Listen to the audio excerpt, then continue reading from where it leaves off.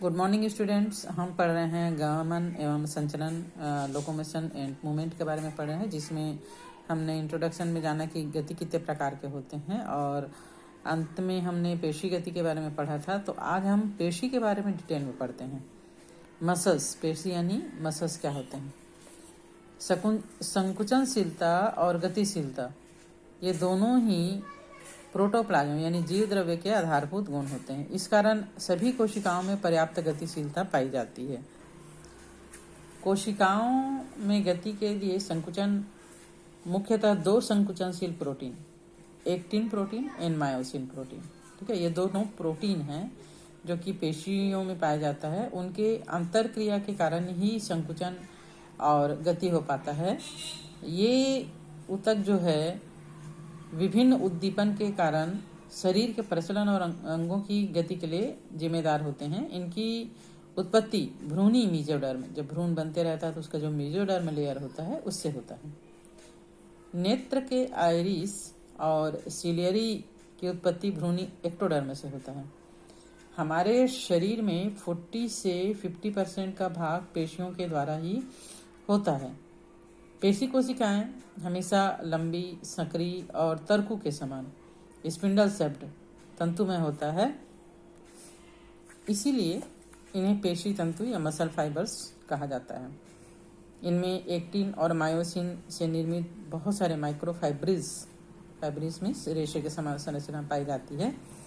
पेशी कोशिकाएं एक बड़ी सीमा तक विभाजन में, डिवीजन में और मल्टीप्लिकेशन में और पुनर्जनन की क्षमता जो है खो देती हैं। मतलब इनमें विभाजन या मल्टीप्लिकेशन या पुनर्जनन इसमें बहुत कम होता है।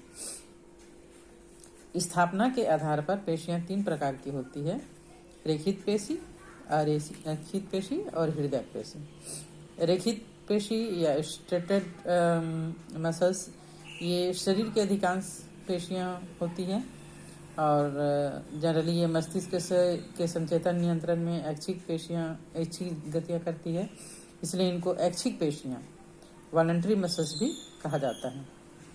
इनको हम अपने इच्छा अनुसार, ऐच्छिक मतलब इनको हम अपने इच्छा अनुसार गमन करा सकते हैं, हिला डुला सकते हैं, इधर से उधर ले जा सकते हैं। इनमें से अधिकांश पेशियां शरीर के विभिन्न भागों में, बाहरी भागों में खास करके, है ना, अस्थियों से यानी हड्डियों से जुड़ी रहती है, इसलिए इनको कंकाली पेशियां या स्केलेटल मसल्स भी कहा जाता है। पैर और शरीर की जो गति होती है मुख्यतः इन पेशियों के कारण ही हो पाता है, इसलिए इनको कायिक पेशियां यानी सोमैटिक मसल्स भी कहा जाता है। इन्हें फेजिक प्रकार की पेशियां भी कहते हैं, क्योंकि इनका संकुचन तीव्र किंतु कम समय तक होने के कारण इनमें शीघ्र थकान हो जाती है। ये मुख्य रूप से चलन क्रिया और शारीरिक मुद्रा बदलने में सहायक होता है। यानी हमारे शरीर की जितनी भी बाहर का जो लेयर बनाने वाली पेशियां हैं, हाथ की, पैर की, शरीर के बाकी हिस्सों की, जिनको हम इच्छानुसार हिला डुला सकते हैं, काम कर सकते हैं, वो सारे जो हैं वो रेखित पेशियों के अंतर्गत आते हैं। सेकंड होता है अरेखित पेशियां, अनस्ट्रेटेड मसल्स। रेखाओं या धारियों की अनुपस्थिति के कारण इनमें धारियां या रेखाएं नहीं होती है। इस कारण इन पेशियों को चिकनी पेशी, स्मूथ, प्लेन या नॉन स्ट्रेटेड या अनैच्छिक पेशियां कहलाती हैं, क्योंकि हम इनसे अपने इच्छा अनुसार काम नहीं ले सकते। ये मस्तिष्क के नियंत्रण में काम करती है और आवश्यकता अनुसार ये आंतरिक अंगों में पाई जाती है, शरीर के अंदर के भागों में, जैसे आहार नाल में, पित्ताशय, पित्तवाहिनी, श्वसन मार्ग, गर्भाशय, यूरिनरी रिप्रोडक्टिव ट्यूब्यूल्स, आपका यूरिनरी ब्लैडर, रक्त वाहिनियाँ, सब इन्हीं से बनी हुई होती है। तो इनको हम अपने इच्छे से नहीं इसका मूवमेंट करवा सकते हैं, है ना। ये आवश्यकता अनुसार और कार्य के अनुसार मस्तिष्क के नियंत्रण में गति करती है, इसलिए इनको अनैच्छिक पेशियां भी कहा जाता है। प्लीहा, निम्न सलोट के संपुट, नेत्र की आइरिस, सिलियरी का त्वचा की जो चर्म या डर्मिस होता है और अन्य रिप्रोडक्टिव ऑर्गन्स में भी पाई जाती है। इन पेशियों का अस्थियों से कोई संबंध नहीं होता, ये हड्डियों से जुड़ी हुई नहीं होती हैं।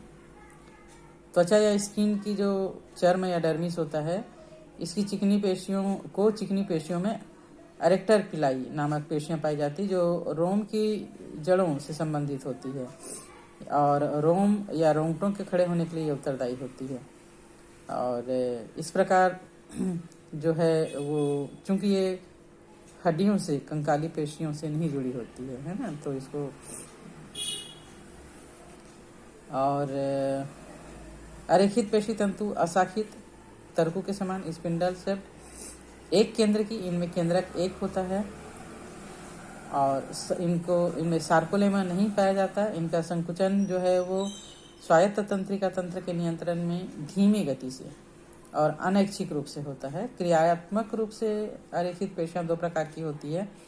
एकल इकाई अरेखित पेशी, ये जो है पेशियां तंतुओं से मिलकर बनी होती है और इन पेशियों के पेशी तंतु काफ़ी पास पास में होते हैं, एक दूसरे से जुड़े होते हैं और एक इकाई, एक यूनिट की तरह संकुचित होती है, जैसे जठरांतरी मार्ग, छोटी धमनियाँ, वाहिनियाँ और यूरिनरी ब्लैडर इत्यादि में।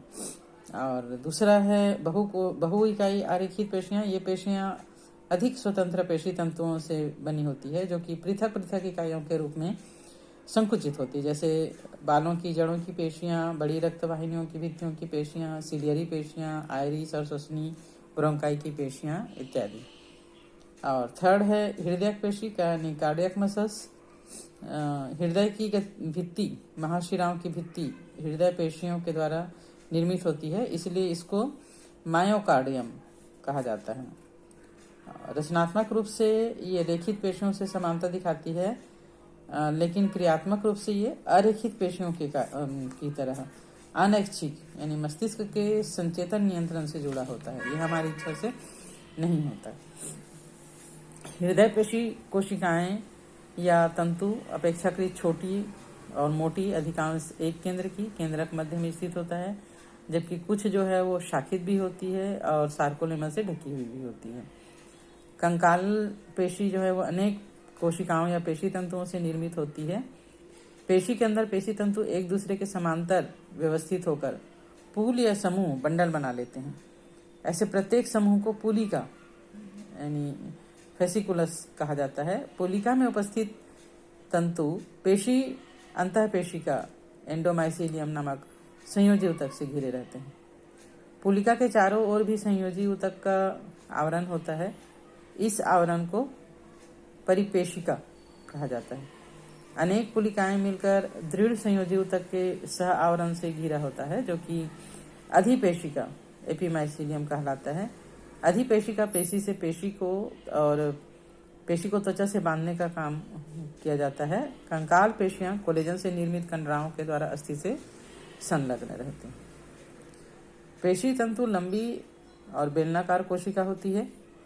इसका व्यास जो है वो 10 म्यूएम माइक्रोन से 100 म्यूएम और लंबाई 12 सेंटीमीटर तक हो सकती है। अधिकांश पेशी तंतुओं की लंबाई पेशी की लंबाई के बराबर होती है। कोशिका में अनेक परिधि केंद्रक होते हैं। इसकी प्लाज्मा झिल्ली को सार्कोलेमा और कोशिका द्रव्य को पेशी द्रव्य यानी सार्कोप्लाज्म कहा जाता है। सार्कोलेमा यहाँ पर दिख पा रहा है। सार्कोलेमा के अंदर की ओर वलित हो जाने से पेशी द्रव्य के अंदर नलिकाएं बन जाती है। इनको अनुप्रस्थ नलिकाएं यानी टी ट्यूब्यूल्स कहा जाता है। कई नलिकाएं मिलकर टी नलिकी तंत्र बना देते हैं, जो पेशी तंतु की विशेषता होती है। इनके माइटोकॉन्ड्रिया को सार्कोसोम और अंतःप्रद्रवी जालिका को पेशी प्रद्रवी जालिका कहा जाता है। रेखित पेशी तंतु में अनुप्रस्थ रेखाएं या धारियां एकांतर ए बैंड गहरे एनाइसोट्रॉपिक और आई बैंड हल्के आइसोट्रॉपिक के रूप में पाया जाता है। ए बैंड में 120 अंगस्ट्राम मोटी और 1.8 म्यू लंबे मायोसिन तंतु होते हैं, जबकि आई बैंड में 60 अंगस्ट्राम मोटी और 1.0 म्यू लंबे एक्टिन तंतु होते हैं। एक्टिन तंतुओं की संख्या मायोसिन तंतुओं से दुगनी होती है। प्रत्येक आई बैंड एक पतली तंतु में अनुप्रस्थ टेढ़ी मेढ़ी रेखा जेड डिस्क या जेड बैंड या क्राउसेज झिल्ली द्वारा दो समांतर अर्धांशों में बटा होता है। एक फाइब्रिल का वह भाग जो समीपस्थ जेड डिस्कों के मध्य होता है सार्कोमियर कहलाता है, और एक असंकुचित स्तनधारी रेखी पेशी तंतु में इसकी जो लंबाई होती है वो 2.3 म्यू तक होती है। ए बैंड के मध्य में एक सक्रिय अनुप्रस्थ रेखा एम रेखा, जिसको हैंसर रेखा भी कहते हैं, पाया जाता है। और ए बैंड के सिरे गहरे रंग के, किंतु मध्य भाग इसके जो है वो हल्के रंग के होता है। ए बैंड का मध्य भाग एच क्षेत्र, एच जोन कहलाता है। ज्यामितीय बंध क्रम के कारण प्रत्येक मायोसिन तंतु का सिरा 6 एक्टिन तंतुओं में और प्रत्येक एक्टिन तंतु का सिरा 3 मायोसिन तंतुओं से घिरा रहता है।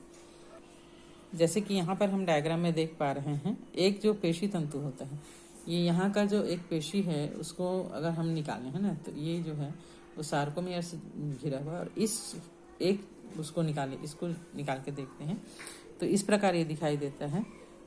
जैसे कि अभी हमने पढ़े, ये जो है वो ए बैंड कहलाता है और ये I band, Z Rekha and H क्षेत्र, बीच का जो 2 जेड रेखा के बीच का जो भाग होता है वो क्या कहलाता है, सार्कोमियर कहलाता है। इन्हीं के संकुचन और शिथिलन के कारण पेशियां जो है वो गति कर पाती हैं, जिसको हम आगे और डिटेल में पढ़ेंगे।